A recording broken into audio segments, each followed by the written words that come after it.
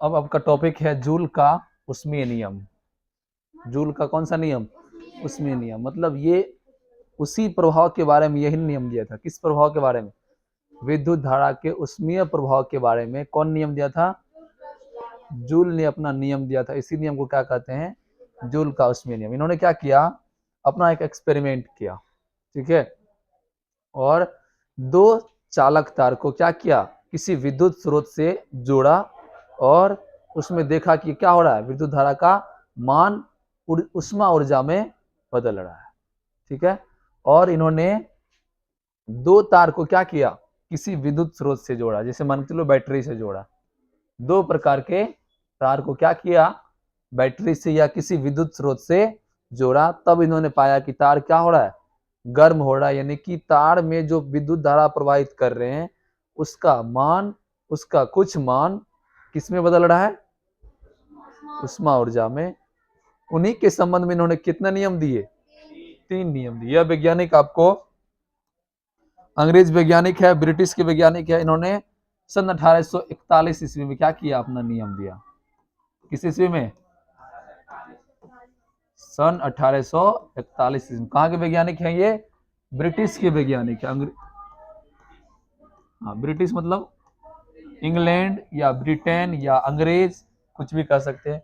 वहां के वैज्ञानिक हैं जिन्होंने अपने एक्सपेरिमेंट पर, ऐसे नहीं कि बोल दिया, इन्होंने क्या किया? अपना प्रयोग करके देखा और तब इन्होंने अवलोकन किया कि विद्युत ऊर्जा का मान किसमें बदलता है?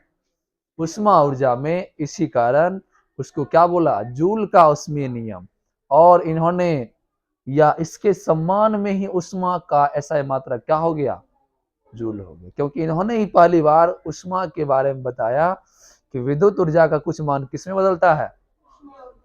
इसी के सम्मान में उष्मा का ऐसा मात्रा क्या होता है? जूल होता है। समझ में आया? अब देखिए ध्यान से, इन्होंने कितने नियम दिए? 3 नियम दिए। कितने नियम दिए? 3। और 3 नियम में पहला नियम यह है कि यदि किसी चालक तार से विद्युत धारा प्रवाहित की जाए तो उसमें उष्मा उत्पन्न होगा, लेकिन इसका मान, विद्युत उष्मा का मान जो होता है प्रवाहित विद्युत धारा के वर्ग के बराबर होता है। आए समझ में? लेकिन कब? जब उस चालक तार का प्रतिरोध समान होना चाहिए और समय भी नियत होना चाहिए, कांस्टेंट होना चाहिए किसी एक समय में।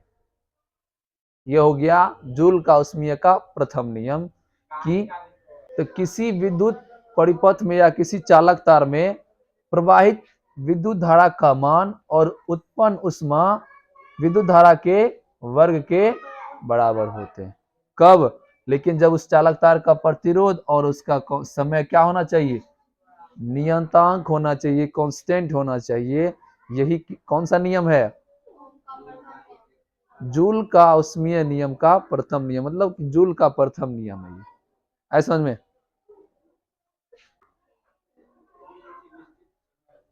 यदि किसी चालक तार से विद्युत धारा प्रवाहित की जाती है तो उत्पन्न उष्मा का मान प्रवाहित विद्युत धारा के वर्ग के बराबर होता है।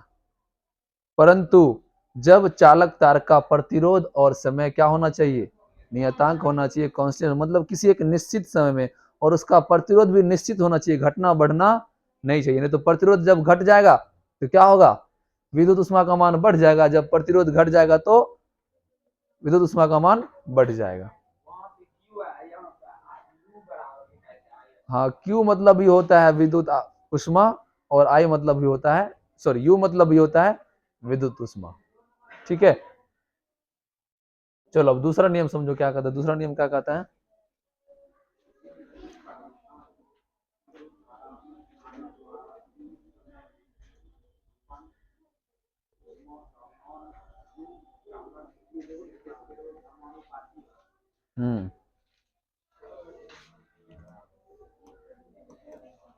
चलो, उष्मा जूल का दूसरा नियम क्या कहता है? यदि किसी चालक तार से प्रवाहित विद्युत धारा और उसका प्रतिरोध, सॉरी, किसी चालक तार का प्रतिरोध और उत्पन्न उष्मा का मान क्या होता है?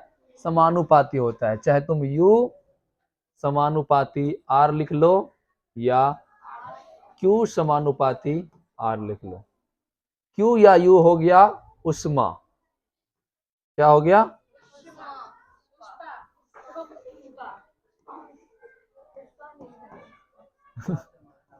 उष्मा। और R क्या है? प्रतिरोध है। ठीक है, तो जूल का ये दूसरा नियम है कि किसी चालक तार से प्रवाहित विद्युत धारा का मान उष्मा और उसके प्रतिरोध के क्या होते हैं?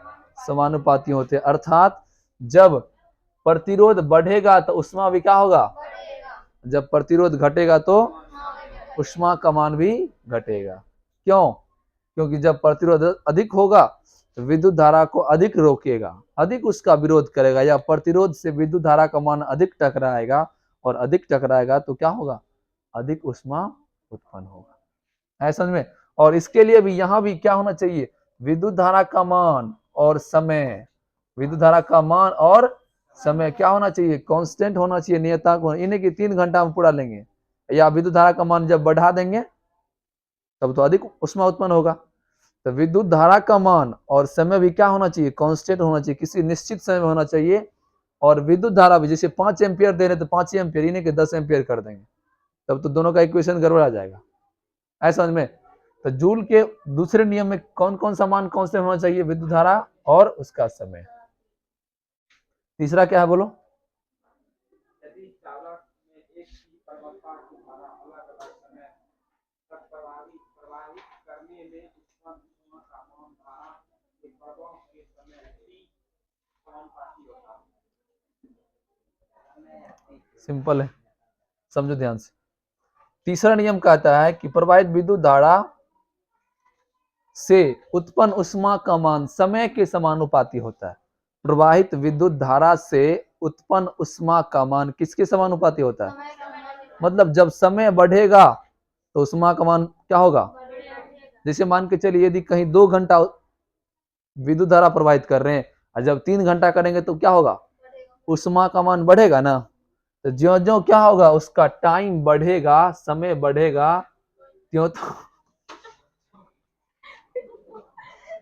अभी बताते हैं तुम। क्लास को बहुत डिस्टर्ब करते हैं, सब ब्याज जोड़ के लग जाएगा, ऐसा बोलते नहीं हैं हम। तुम ही बोलबे की, वही बोली ना। पहले कौन बोली? तुम्हारा ही आवाज मेरे कान में आया।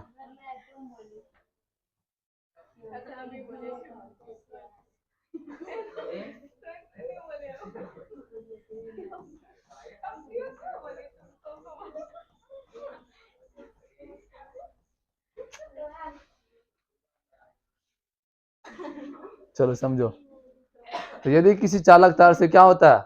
विद्युत धारा प्रवाहित की जाती है। यदि समय का मान बढ़ेगा, समय अधिक होगा, तो उसका उत्पन्न उष्मा का मान भी क्या होगा? अधिक होगा। ऐसा समझ में? बस यही।